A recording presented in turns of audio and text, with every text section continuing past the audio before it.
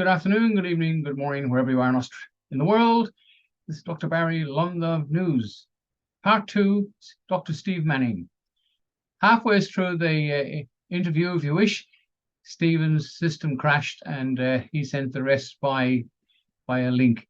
So this is a very long video, very interesting stuff. He's not promoting religion. Adam and Eve is a concept which relates to reality. He'll explain that. Download this and watch it at a later stage or over a period of time, but it is well worth watching, and part 3 is even better. I've seen a little bit of that when I was in Ireland with Stephen. Now, Stephen has been locked up in the toughest jail in Dublin twice. He has never committed an offence. He doesn't even have a parking ticket. He arrested a judge verbally and charged a sergeant of the police with corruption. And for that, they set up this went over a period of 7 years. I'll show you a little clip. And over 7 years, they set 2 court cases up in 2 different parts of the country. And of course, he couldn't be in 2 places at once, so they jailed him. But he's out, and he's now back to normal, looking after his son. Anyway, without further ado, have a look at this, but do download it, and there's more to come. So,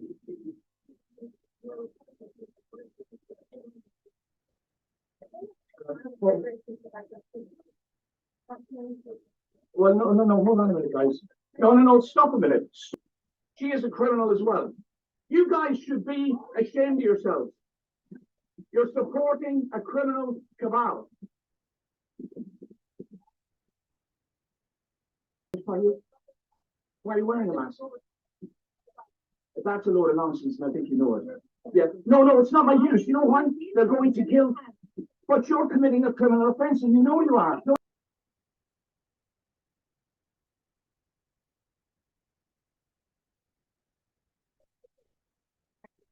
All right, guys, you can see what's happening. They just made an attempt to try and get out. I'm now calling 999, okay, which is the emergency number, as we all know, for the guards. Because who else can we call right now?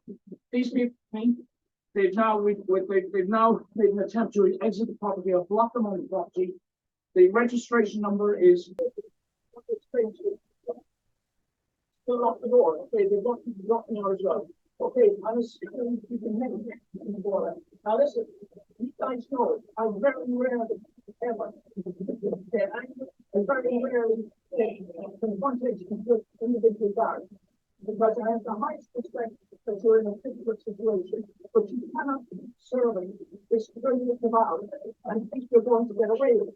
Now, you people are now at the moment under citizen's arrest. You understand that? You understand that? Right. And it's given you've been placed on a citizen's arrest.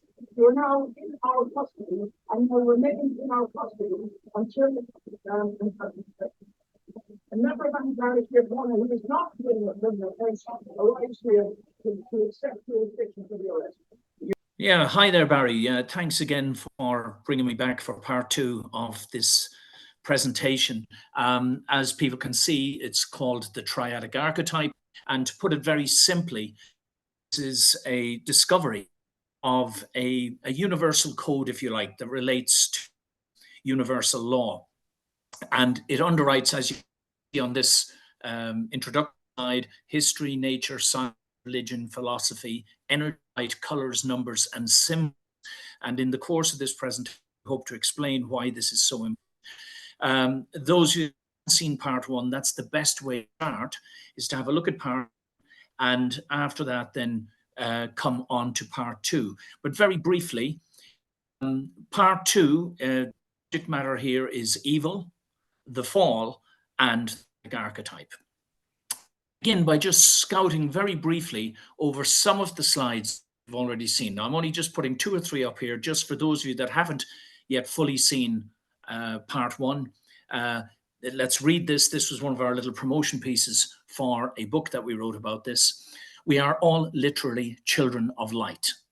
Everything we see, hear, touch, taste, sense, or originated in light. Now, these are scientific facts, guys, as far as the scientific community goes. So if we can understand the properties of light, therefore, maybe we can better understand ourselves and the world we inhabit.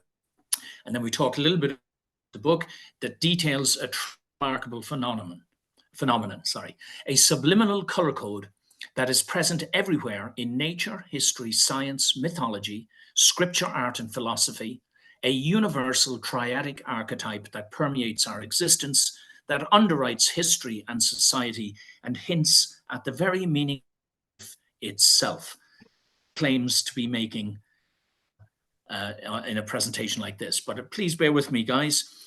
So the premise is, on the right-hand side, you see there the S and the B, that stands loosely for spirit, mind, body. If you just hold that idea in your mind as we move forwards, which literally corresponds to the properties of light.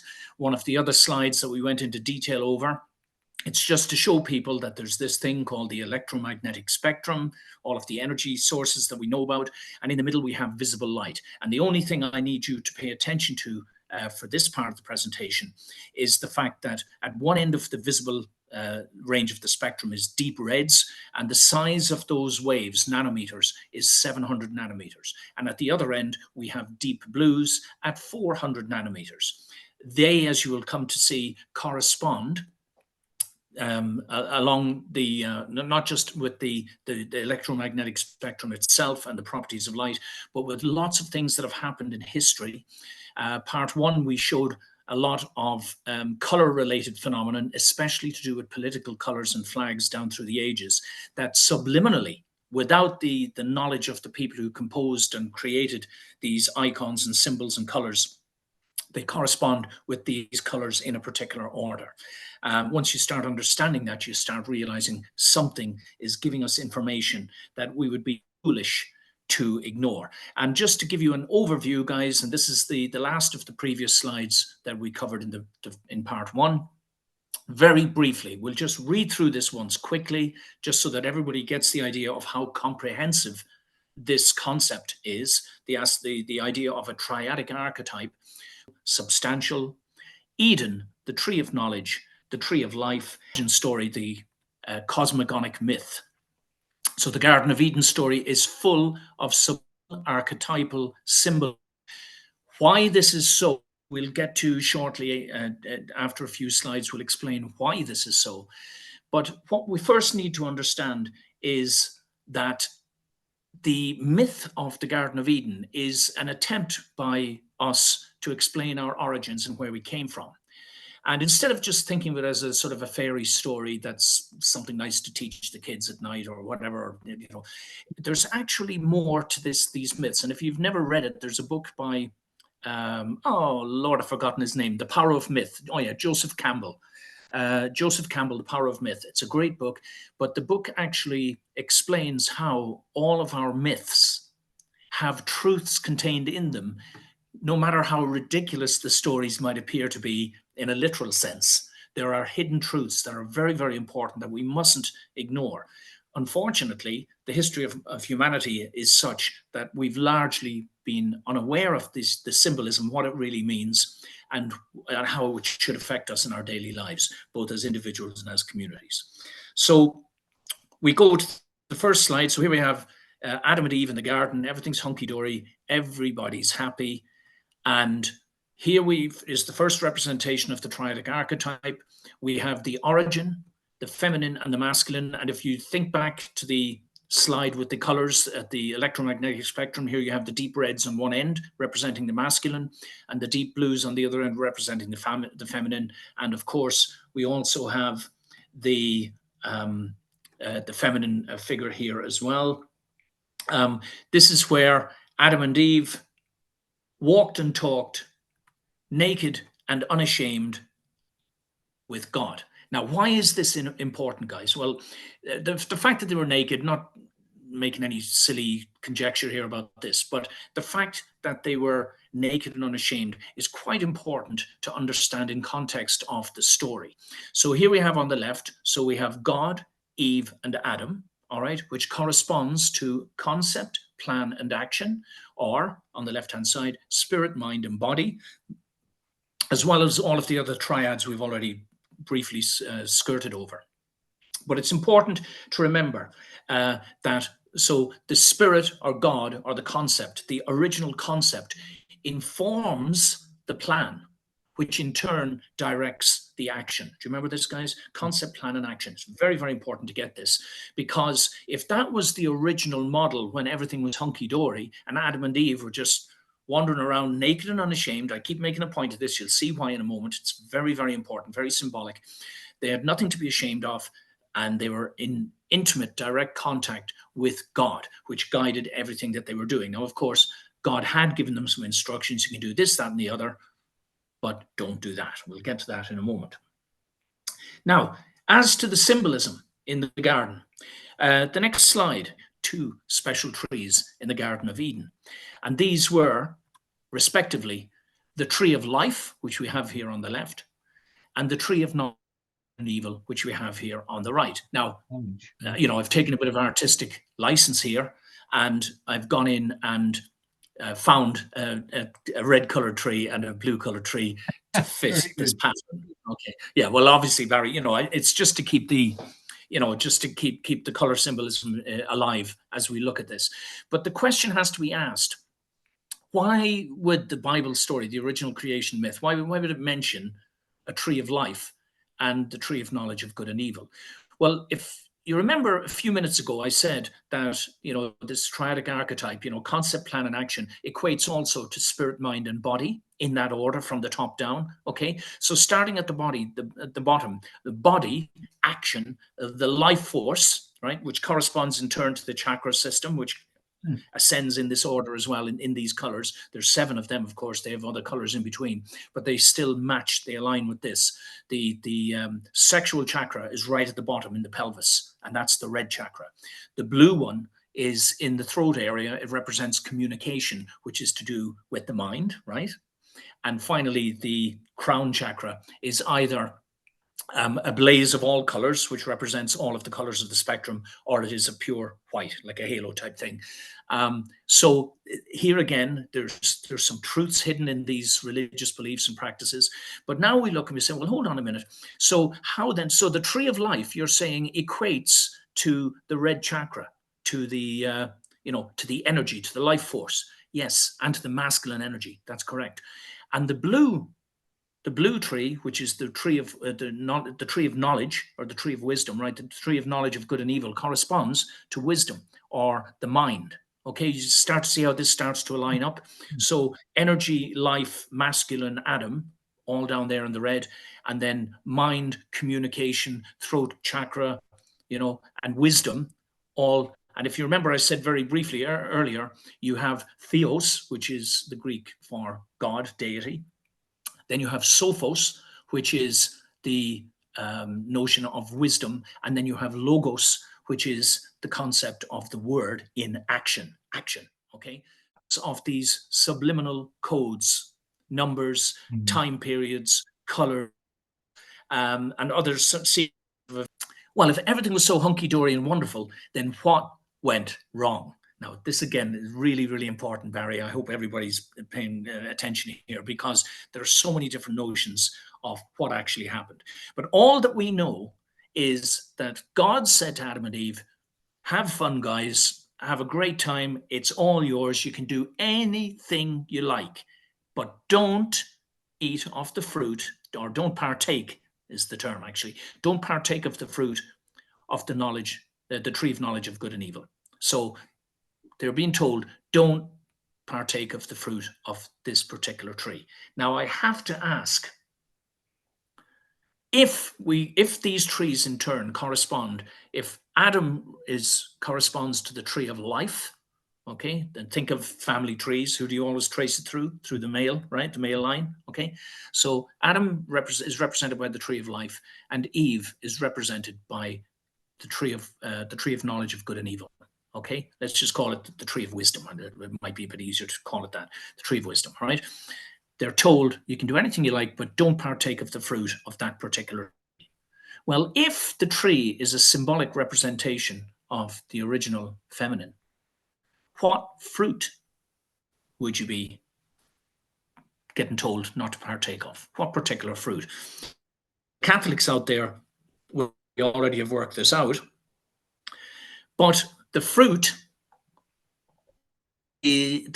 of a woman, or as the Hail Mary, for example, blessed is the fruit of thy womb, Jesus.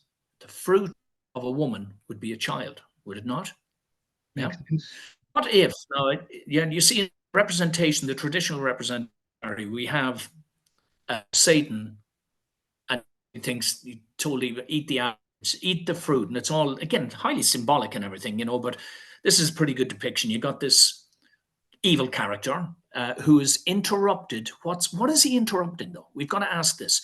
So what he's done, see here at the top right, I've got in the red and the black here, you know, because that's actually the appropriate coloring for it. So God, if God represents the concept, Eve is the plan and Adam is the action, God had said to them, you can do anything you want except don't do this thing. So the concept was interrupted by Satan, or the satanic figure, whatever this influence was, that said, don't listen to what God tells you. Trust me, if you eat of that tree, then your eyes will be opened and everything will be great. But God had already told them, don't do that. Don't partake of the fruit of that tree because you will surely die. Okay? Now, really important, Barry. As you know, Barry, I can't see your face as we're working our way through this. So That's all right. If you need me to pause and shut No, you down go ahead. Keep going. Keep going. I can hear you okay, Barry, though. Okay. All right. So the fruit. Now, in the Bible in particular, there are many, many references to fruits that correlate to sexual activity. Now, why am I suggesting? So I'm suggesting here on the two diagrams here on the right-hand side, God or the spirit or the origin or the concept has been neglected. It has been ignored. And in its place, you have a different influence, a different concept, in this case, a false concept, or, you know, let's say, call it as it is, the father of lies and all that. So a lie has been told, but the original model of concept, plan, and action, well, that model still stands. Now, the difference is, though, you have a bad concept. And if you look down the bottom, you know, concept, plan, action equals outcome. Okay. If it's a good concept and a good plan and good action, you'll get a good outcome. On the other hand, if it's a bad concept, which leads to a bad plan and a bad action, there's going to be a bad outcome. Now, when Satan influenced Eve to tempt Adam, there was a reversal of positions. Oops, I shouldn't have done that. But Adam and Eve's reaction is to cover their nakedness. Now, this is key because it all starts to make sense. When you say, right, hold on a minute. So we then hear they get kicked out of Eden. But it's more a case of understanding that they put themselves in a position where they separated themselves from the original concept, from God. Yeah, they separated themselves by rejecting the original concept. And as a result, the Adam and Eve positions switch. So now you have the masculine dominating the feminine, which, if you look over on the right-hand side here, we have equals history. Whose story? His story. The story of the masculine dominating the feminine throughout history. There can be no argument about this. If you look from all the way back, everything we know about human history, Barry, everything we know, it's been the alpha males getting weapons and warriors and armies and empires and kingdoms and going out and conquering by force. Because if you think about this logically, the original concept, right, is something beautiful and good. The original godly, holy concept, purity, wonderful, fantastic, whatever it might be, right? That concept informs the mind. Now, this is not just symbolic over here on the left. It's a mind, a body. Me, spirit, mind, and body. A divine aspect, a feminine aspect, and a masculine aspect, all in my case, in a male body. Okay, and even, believe it or not, this even explains all the gender fluidity and confusion and everything that's going on. It's all fits this model once you understand it, and we won't do that today, but it's very, very intriguing. So we have God, Eve, and Adam. That's the original order. God gets rejected. Adam and Eve allow themselves to be overcome by the physical urge, and they violate what the mind already knew. So now, because the position has been reversed, the mind can no longer communicate directly with God, even if they want to. So this was the fall. This was the separation. And the material consequence of that fall was Cain. Cain gets born. And this is where we move into something else very, very interesting. So what I'm suggesting is here, over here on the right-hand side, this is the model, if you like, of human history post the fall, after Eden. So in Eden, we know very, very little about it. We've just got this myth and these stories, and we're trying to make some sense out of it. But the one thing we're told is everything was hunky-dory. Everything was wonderful. Everything was perfect. And it was because Adam was in alignment with Eve, who was in alignment with God. All right. The order of creation also fits this model. Adam had to be made first. He was the fifth. Then they had to make Eve. And the whole point was then finally they would have matured into being sort of divine human beings, if you could sort of say it that way. But this was our original destiny, was to innately carry the Spirit, the Holy Spirit, in our individual physical bodies, and to be guided by good notions and principles. That's why eventually, if I get enough time in part 3, I'll explain how evil is actually an attack on all that is good. We've become so accustomed to evil that we think it belongs here. It doesn't. But we've actually become conditioned to accept it because we see it every day in our lives. But over here on the right-hand side, this is what I'm saying is, after the fall, every aspect of human history, which includes religion, history, all of the professions, all of our political attempts to try and models that are, better, or, and arguably, at least in some people's minds, trying to return us to the original model of Eden, but nobody knows exactly like. And one of the great failings of this, Barry, and again, we won't go into it so much this time, part 3, if people come back for it, we'll explain how nearly all of the large institutions that we all take for granted are actually built on this diabolical model that we. So there it is again, just the diagram again, guys, to keep it nice and clear. The satanic element, the dark, the evil element, if you like, combined with Cain. And here we have Cain, right, who's now in the same position that Adam had reversed into, dominating the feminine aspects of humanity. Look, the 4 questions. What's the purpose of religion? Very, very simply and succinctly, I'm going to put it like this, because if you go through the question, let's go to the bottom question first. Is there any religion in heaven, or was there any religion in Eden? When you realize, you work it through logically, and you go, no, there wasn't any religion in Eden. You don't need religion if you're walking and talking with God in the garden, do you? Religion is a method by which you try and bridge the gap with something or somebody that you've lost.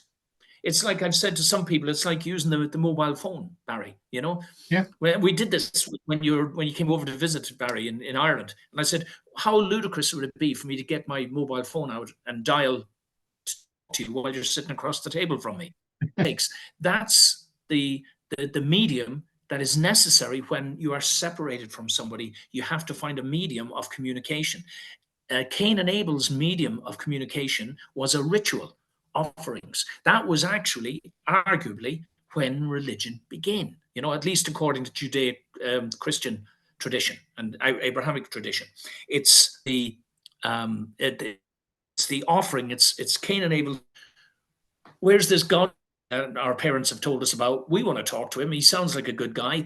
There's something we don't feel right unless we're connected with this God guy. How do we do it? And they make offerings. Okay, that was the beginning, believe it or not, of religion as we know it today in various different forms. The attempts to reconnect the divine, largely without realizing that's what they're doing. Right. So obviously there is no religion in heaven. It's a nonsense. If God is in heaven, whatever God is, then there's no religion there.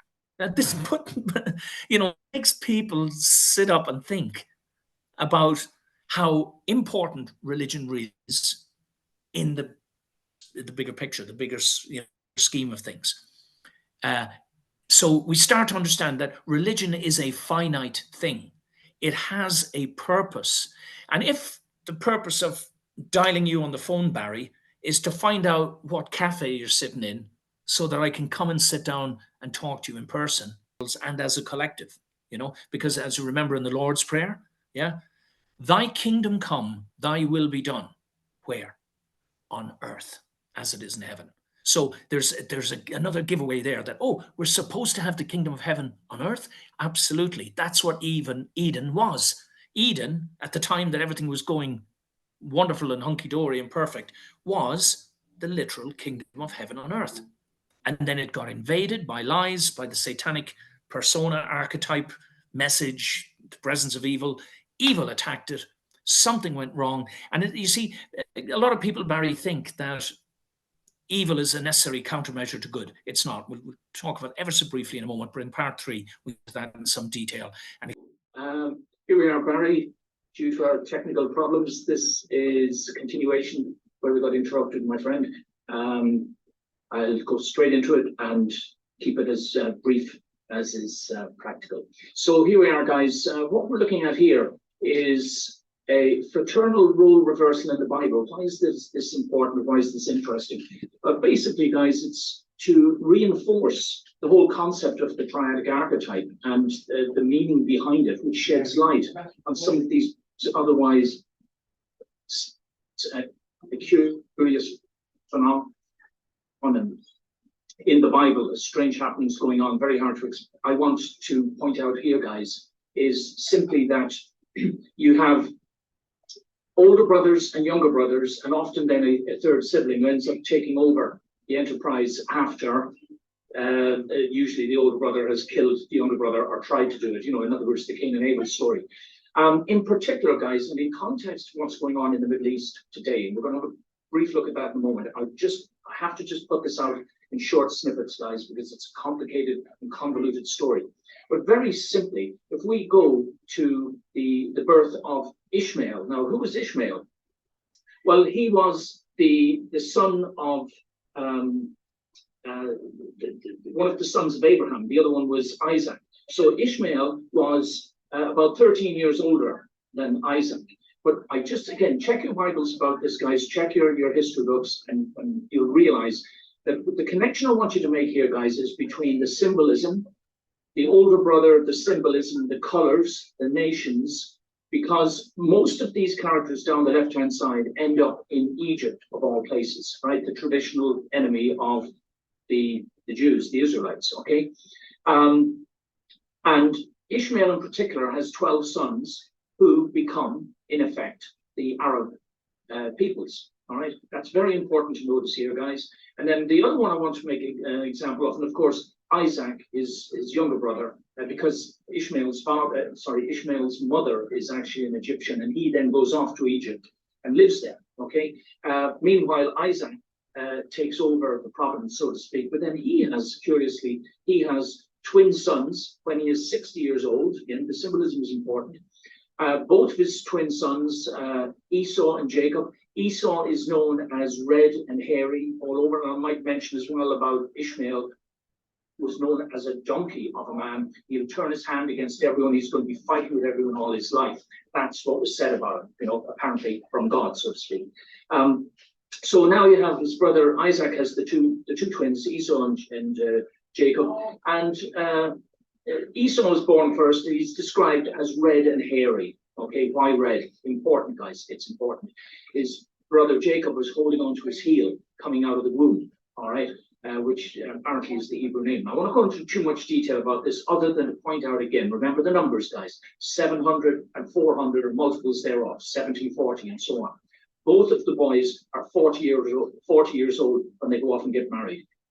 Esau gets married to a couple of Arab women, or say Arab, Egyptian women, who become a problem in the family and so on and so forth. But most of all, what's really important is that Esau is the older brother in the same position as Cain. For some reason, that position has to be reversed. So you end up with Jacob going in and tricking and deceiving his father Isaac to give him Esau's birthright.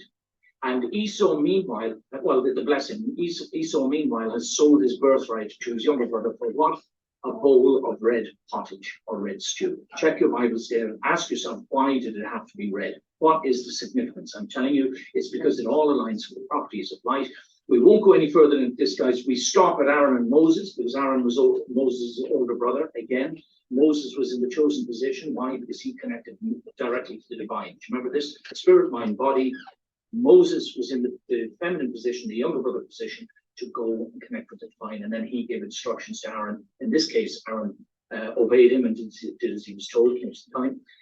But it does continue, but we won't go into that today, guys. Please feel free to freeze it and move on until the next.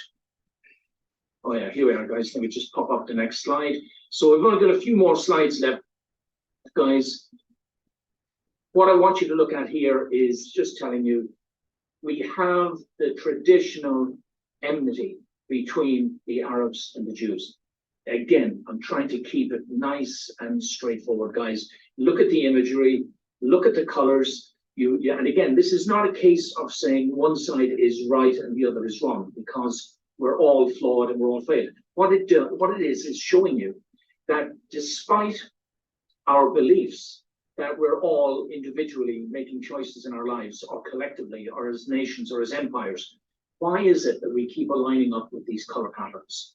You know, the blues and the whites and very often the reds, the red, white, and blues on one side. The reason why the Jewish flag it has no red in it, for example, is because they never did receive the Messiah, did they?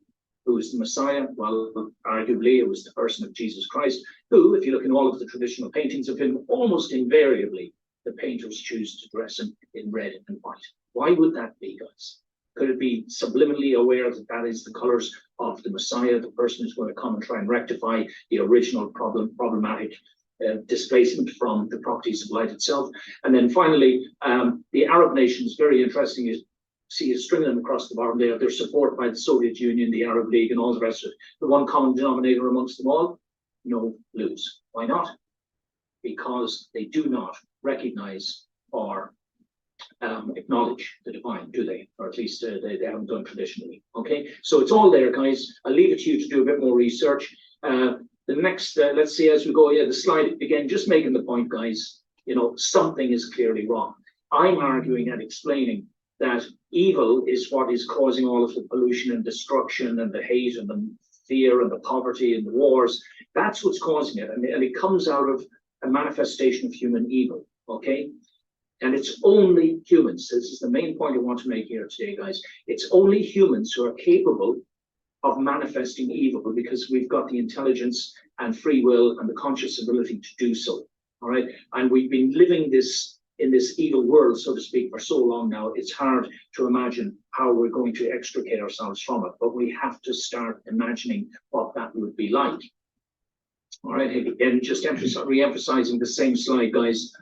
You know, this is not good, okay? It does not belong in the kingdom of heaven on earth. It does not belong in the Garden of Eden, all right, which is what we're supposed to be, all right, guys? Now, let's see, now to wrap this up, Barry. Yes, and I apologize if some of the slides seem a little piecemeal. The principle I'm trying to point out here is that we have, in our common experience, in human experience, there are human laws and there are universal laws. Now, you could argue who decided what is and isn't universal law. Well, this is all of the brainiest, most intelligent, wisest people in the history of the planet have concluded that there are these main seven. I'm not going to go into them today, guys. I'm just going to make a point. If you're speeding down the road, all right, so you've got a local speed limit and you're speeding down the road and the police on that particular occasion is off having some donuts or whatever, okay?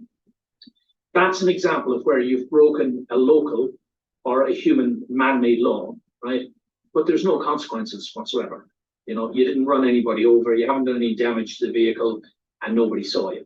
So you've violated a law, right, a human law, a man-made law, but there's no consequences because you managed to get away with it. The difference between human law and universal laws, and one of the triadic archetype is a representation of universal law, arguably the original universal law, you know, the original principle of the divine, or whatever you want to call it, the notion, the concept, the plan, the action that was meant to be. But if you violate universal law, there will always be consequences. You cannot get away with it. Okay. Now, those consequences may not be obvious to you.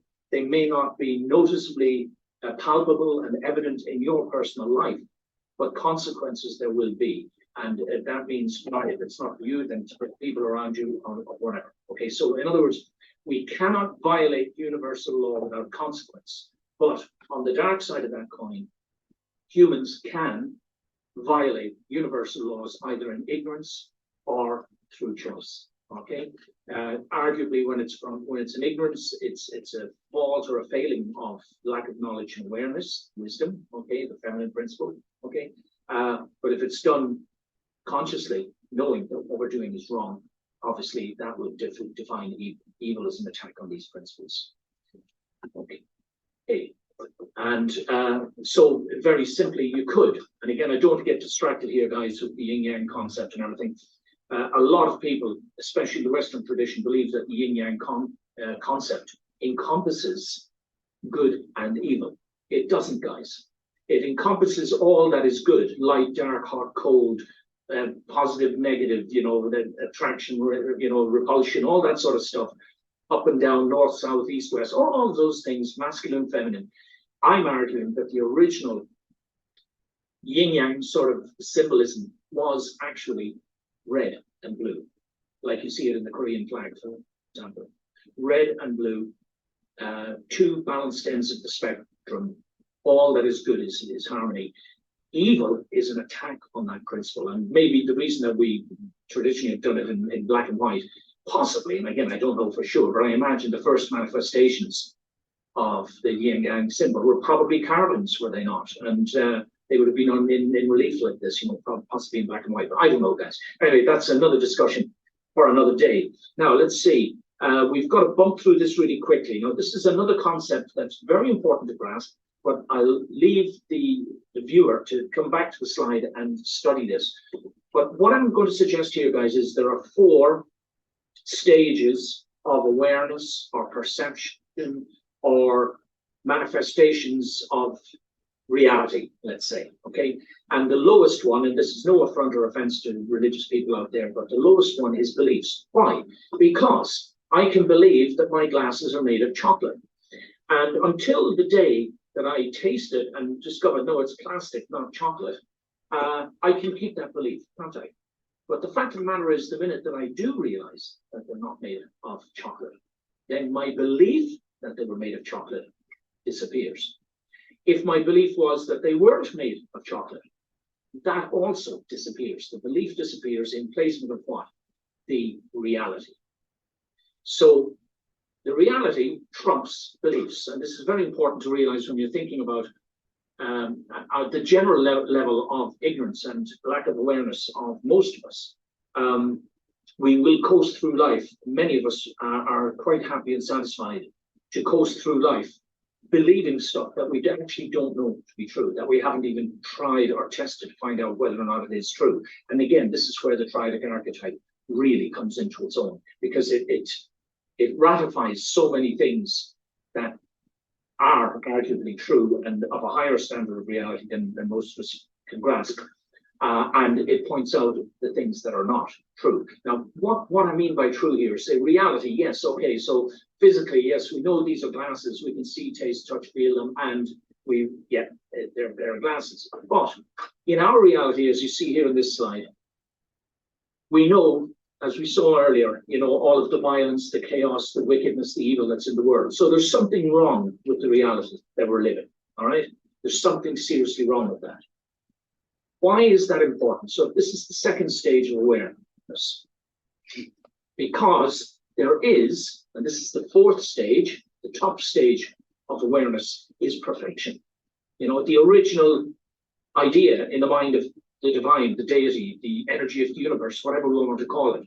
But there is no collective human experience of perfection, except as alluded to in the biblical story of Eden, which must of necessity be heavily laden with symbolism that alludes to that original state of perfection and to our departure or alienation from it. Right? Please just think about this, guys, okay? And that's why the 3rd level of awareness in our lives. We don't know what this is. We've never had experience of it, but it's sitting there. It just needs to be seized and grasped and understood. That's why symbolism is so very, very, very important. And again, this is the main purpose of these series of presentations, is to bring people on board. We're not talking about, again, believing all sorts of willy-nilly, silly theories. We're looking at the triadic archetype. It's only 3 points, isn't it? 3 points of principle, but they cover the whole spectrum. And they're now evident in history. They're evident in art, in our mythologies, our scriptures. What else is going on in the atoms, the structure of the atom itself, in the whole notion of gender, for example, and all of this gender confusion that is besetting everyone at the moment. You know, it's in the politics and everything. It's there telling us what the original model was. And if we want to be true people, or the best version of ourselves that we possibly can be, we have to start to understand this original triadic archetype and the symbolism that goes with it. That's why, again, there's going to be many distracting theories about all sorts of shapes, numbers, and things and everything. But if you go back to the fundamental properties of light itself, the visible spectrum that we can see with deep reds at one end, 700 nanometers, deep blues at the other, 400 nanometers, and then you start working on, oh my God, absolutely, this represents the original pure concept of the feminine and the masculine respectively, and it's there in everything around us. It's just so self-evident that you can't really argue about it anymore. Okay. So there it is, guys. Again, you can just freeze this and look at it. There are the 4 stages. I'm struggling with a word to come up to describe these stages, but I don't know what we call it, individual perceptions, understandings, realities, I don't know, but maybe there's a word out there that I can, that one of you, if you'd like to leave a comment for me, that I could use, that would be a better summation of these 4 principles, okay? And now, why have I got this in here, guys? Because I'm going to finish off by just throwing a couple of the more noteworthy examples of diabolical symbolism out there for people that are current to what's going on today, for people to think about and reflect upon. Okay, the quote itself, as you can see, guys, Satan, who is the god of this world, has blinded the minds of those who don't believe. We are not fighting against flesh and blood enemies, but against evil spiritual rulers and authorities, and against mighty powers in this dark world. We know that the world around us is under the control of the evil one. Satan, the ruler of this world, will be cast out. Very depressing, guys. I know there's lots of wonderful things that happen in our world, but it's all relative to how we would be living if this was recovered and restored back to being the Garden of Eden. You know, the earth itself as the Garden of Eden, and us as beings that directly reflect the energy and the presence of the divine. We wouldn't need authorities, guys. And then this is why I keep using the term diabolicals to describe almost all human authorities or all institutions past a certain size. Interestingly, that size is what? 70 people. So even if you have a saint, you know, in charge of an organization, once it passes about 70 people, there's a separation between the leadership and the, let's say, the entry-level personnel. And it's in that space that diabolical elements creep in. Again, it's another presentation of another time. As a matter of fact, in the next part, we talk about institutionalized human evil, how it comes about, how it all interlinks with the triadic archetype. So just to whet your appetite, guys, I'm only going to read the quote at the top. These bulleted points are some of the references I want you to have a look at. I'm only going to pick on one in particular today. You see all the 666 symbolism down the bottom here, guys. If you need to understand more about this, please go looking on my various websites and look for this presentation. But let's read what is said at the top. This is the quote out of the Bible. Here is wisdom. It doesn't say this is wisdom or this is very clever or you need to listen to this, or it says here is wisdom. Do you remember I keep on remarking that wisdom equates to the feminine principle? It's the plan, it's the middle section between the masculine energy and the divine at the top, all right? It's the essential energy that is, and it needs to be given space, all right? We have lived through human history, as we said earlier.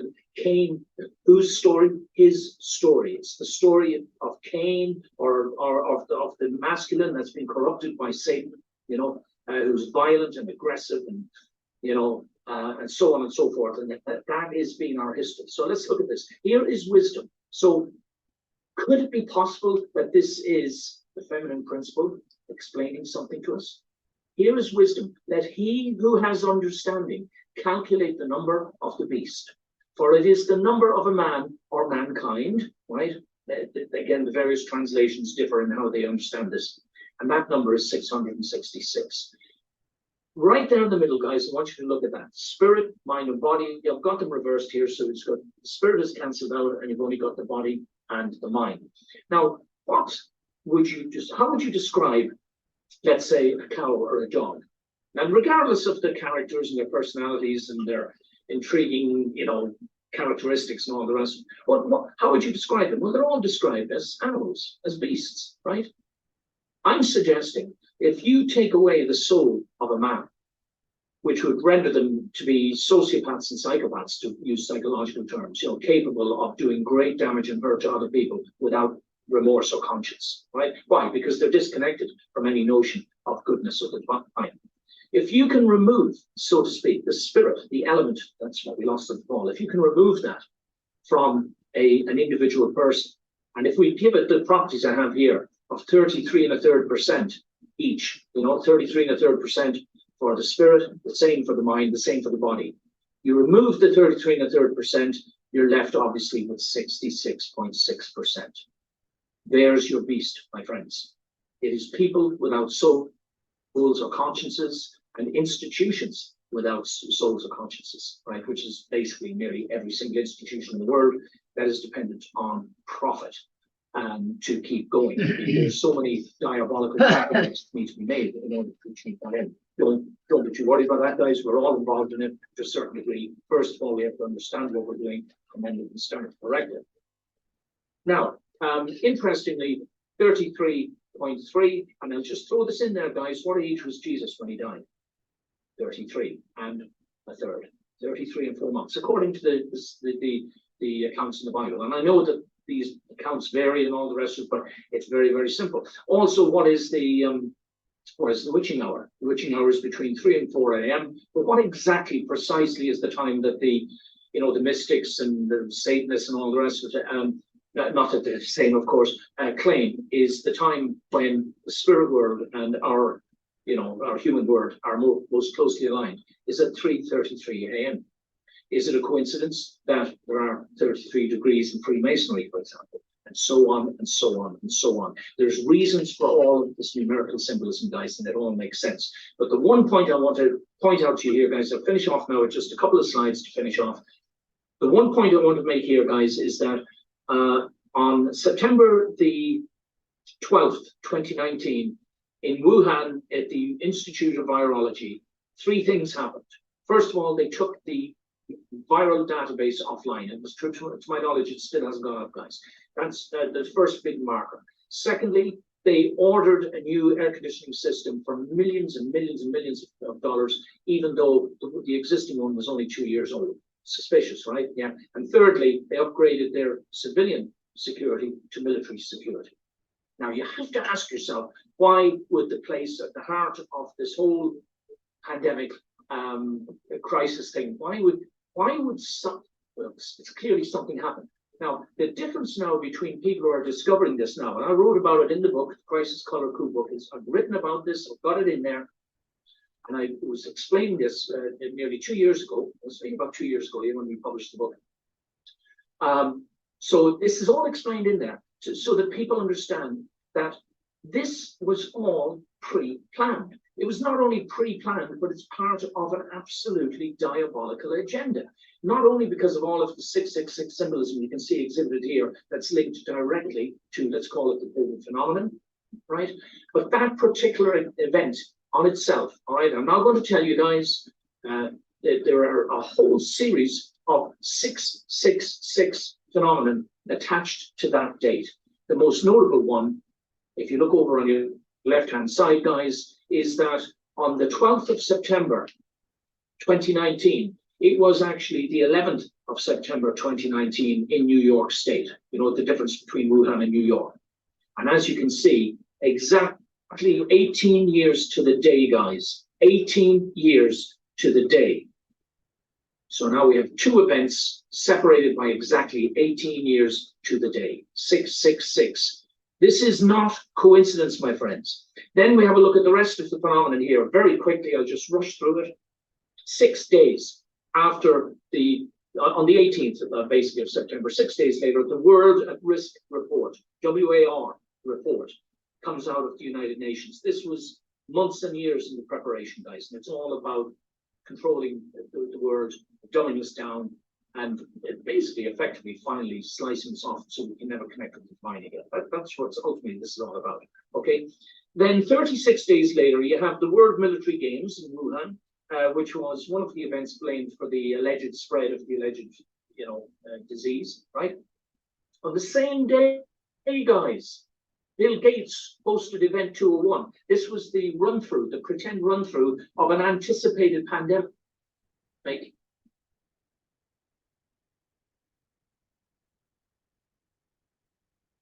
Which nobody was supposed to. Following that, guys, exactly 66 days later, after the 12th of September, the first, and please check these facts out online, guys. Now, whether or not they've changed some of this stuff since, but please go and check these facts out online, all right? The first case of COVID arrives, etc., etc., etc. I hope, guys, I've piqued your interest so that you understand better the symbolism that's going on. If you'd like to help us, guys, if you want to support us, here we go. The two main books. The first one, over 25, nobody was ready to hear this stuff at the time. Right? And then on the right-hand side, the Crisis Color Cookbook explains in quite a bit of detail what human evil is and how it is manifesting itself in our days, guys. All of you must know something very strange is happening to the world. Yeah. And we need to understand that this latest crisis in Israel, it's the Cain and Abel story, guys, playing out again right in front of us. Symbolism, colors, everything. I'll look into the timings and the numbers and all the rest of the 6-day war, the Yom Kippur war and stuff like that. And we need to have a look and see what there is to be gleaned from it. And it's not a simple case of the good guys and the bad guys, but it is a case of human evil being manifested in global events in such a manner that if we don't understand what's going on, we're going to become victims of it ourselves. So the next time we come through, guys, we'll be looking at part 3, institutionalized and corporatized evil, the triadic archetype solution for mankind. Thank you all again, guys, and thank you so much, Barry, for giving me the time to explain all this stuff, which I do hope you still found intriguing.